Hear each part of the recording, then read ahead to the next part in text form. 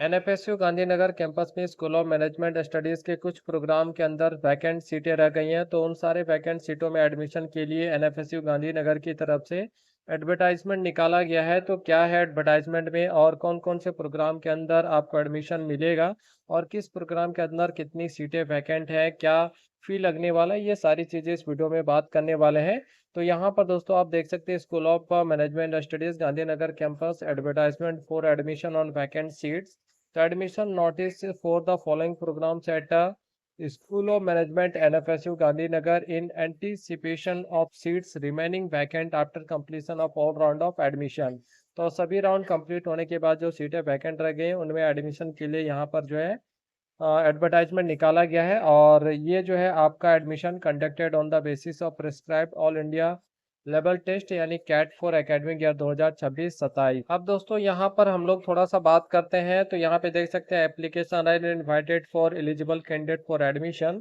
तो जो कैंडिडेट यहाँ पर एलिजिबल है उनके लिए यहाँ पर एप्लीकेशन जो इन्वाइट किया गया है offered at the school of management studies NFSU Gandhinagar की तरफ से।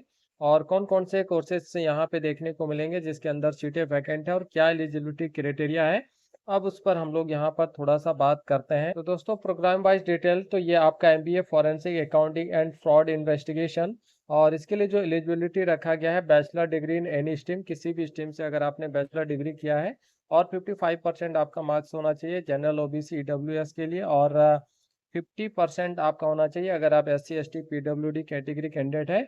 सेकंड है MBA hospital and health care management, तो इसके लिए भी जो है आपका बैचलर डिग्री होना चाहिए किसी भी स्ट्रीम से और परसेंटेज आपका सेम है 55% जनरल ओबीसी और ईडब्ल्यूएस के लिए और 50% आपका SC ST PW category candidate के लिए। उसके बाद है MBA business analytics and intelligence, इसके लिए भी आपका किसी भी स्ट्रीम से बैचलर डिग्री होना चाहिए और 55% मार्क्स होना चाहिए और जनरल ओबीसी डब्ल्यूएस का और 50% होना चाहिए SC ST and PW category candidates का। आगे बात करते हैं एमबीए फिनटेक का फॉरेंसिक, तो इसके अंदर एलिजिबिलिटी रखा गया है bachelor degree in any stream और 55% जनरल ओबीसी ईडब्ल्यूएस कैटेगरी के कैंडिडेट्स के लिए और 50% SC ST PWD category candidates का जो है यहाँ पर होना चाहिए। ठीक है, तो ये आपका एलिजिबिलिटी क्राइटेरिया है। अब दोस्तों यहाँ पर बात करते हैं MBA cyber security and management, तो इसके लिए बीसीए बीटेक या BSc in computer engineering, computer science engineering, information technology, ये सारा आपका होना चाहिए या साइबर सिक्योरिटी हो गया या इंफॉर्मेशन टेक्नोलॉजी यानी आईटी होना चाहिए। 55% एटलीस्ट आपका होना चाहिए अगर आप जनरल ओबीसी डब्ल्यूएस से हैं और 50% होना चाहिए अगर आप एससी एसटी पीडब्ल्यूडी कैटेगरी से बिलोंग करते हैं। आगे देखिए यहाँ पे कुछ इंपॉर्टेंट इन्फॉर्मेशन है। तो application are invited only for programmes offered by school of management studies NFSU Gandhinagar. तो जो प्रोग्राम हमने यहाँ पर बात किया डिस्कस किया है 5 प्रोग्राम, तो उन्हीं के लिए यहाँ पे एप्लीकेशन इनवाइट किया गया है और जो बच्चे ऑल इंडिया लेवल टेस्ट में अप्लाई नहीं किए वो भी यहाँ पर अगर आप क्राइटेरिया को फुलफिल करते हैं तो फॉर्म भर सकते हैं और ability of seat vacant programme wise category wise shall be determined only for after completion of all round admission conducted through all India level test। ठीक है, तो जो भी सीटें खाली हैं जिस प्रोग्राम के अंदर उसी के अकॉर्डिंग यहाँ पे आपको जो एडमिशन देखने को मिलेगा और डिटेल्स ऑफ वैकेंट सीट जो है वो बाद में आपको जो यहाँ पे नोटिफाई किया जाएगा। ठीक, submission of application under this process does not guarantee, इसकी कोई गारंटी नहीं है कि आपको एडमिशन मिल ही जाएगा।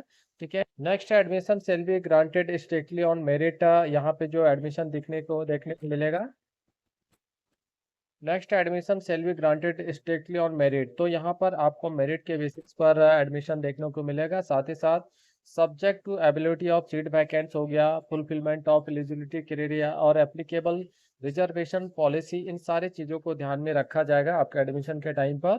और यहाँ पर 1000 जो आपका फी लगने वाला है पर प्रोग्राम, यानी आप एक से ज़्यादा प्रोग्राम में अगर अप्लाई करते हैं तो पर प्रोग्राम आपको यहाँ पर 1000 लगेगा और एप्लीकेशन फी जो है दोस्तों वो आपका नॉन रिफंडेबल और नॉन ट्रांसफरेबल है।